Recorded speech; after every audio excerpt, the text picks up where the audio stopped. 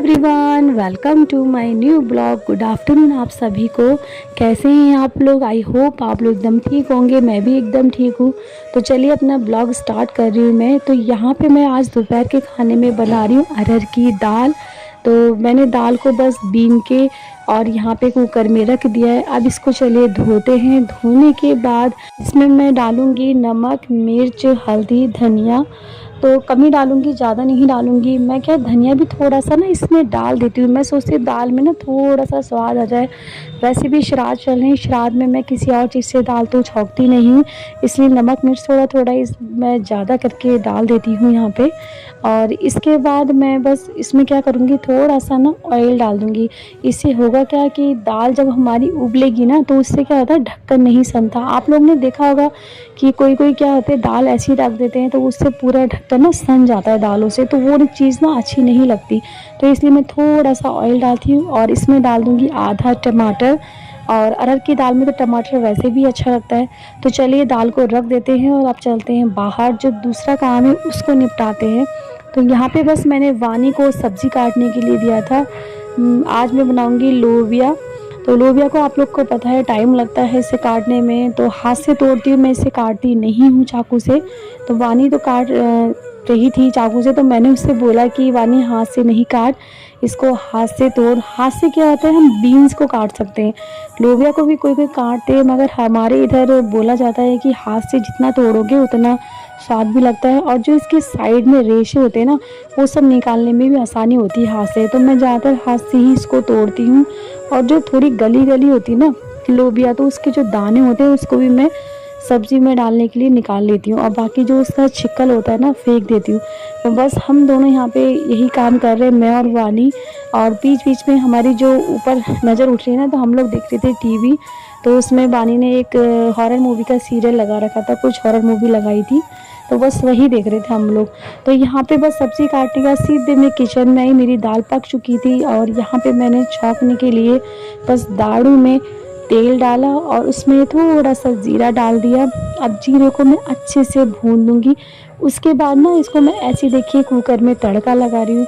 इसके ऐसे तड़का लगाने से आप लोग कभी लगा के देखिएगा, इतना स्वाद आता है ना दाल में कि मतलब डबल मज़ा आता है, ऐसा बोलते हैं।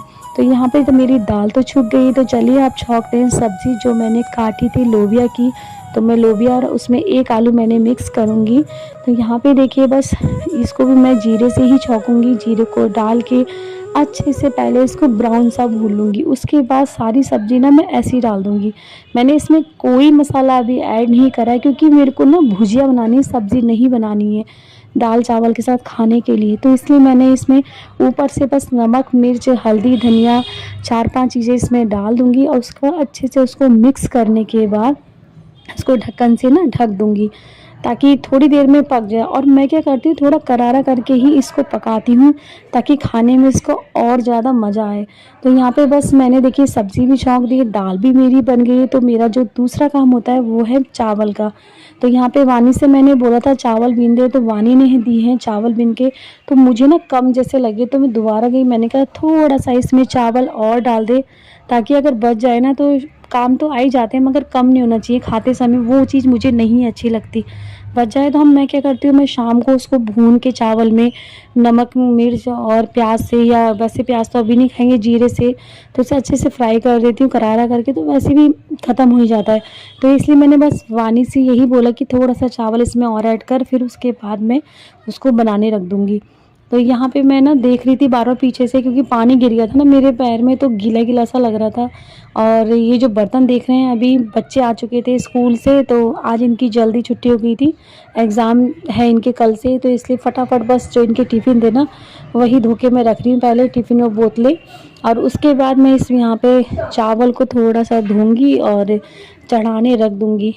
और मुझे पता है इस टाइम बहुत तेज़ भूख लग रही थी, क्योंकि हुआ क्या, मैं हस्बैंड का इंतज़ार कर रही थी कि वो आएंगे तो मैं चावल वगैरह बनाऊंगी, उसी टाइम रखूंगी। मगर बाद में पता चला कि उन्होंने जहाँ कोचिंग में गए वहीं खाना खा लिया है उन्होंने।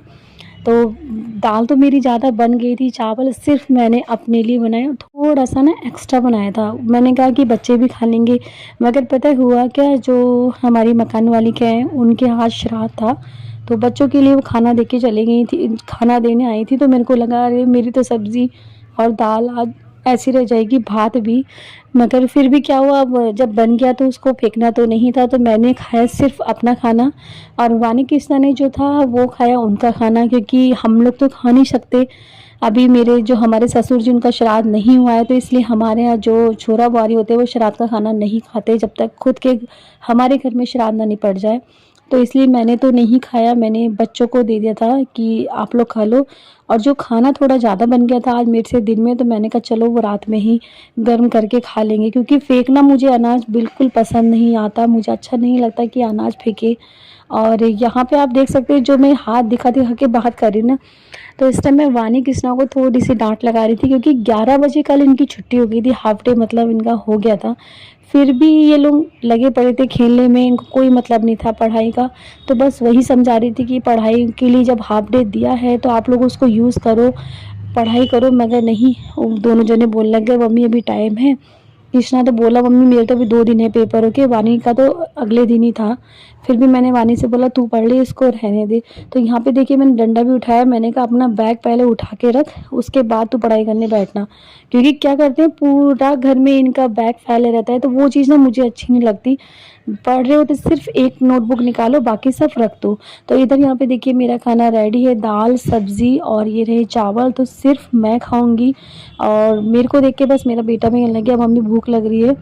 तो उसने जो मैंने बनाया था वो तो नहीं खाया दाल चावल से, तो वैसे भी वो पीछे रहता है बहुत ज़्यादा। तो उसने जो आंटी ने दिया था पूड़ी आलू की सब्ज़ी खीर, तो वो सब वो खुद लेके बैठ गया कि मम्मी मैं ये खा लूँगा, आप खा लो दाल चावल।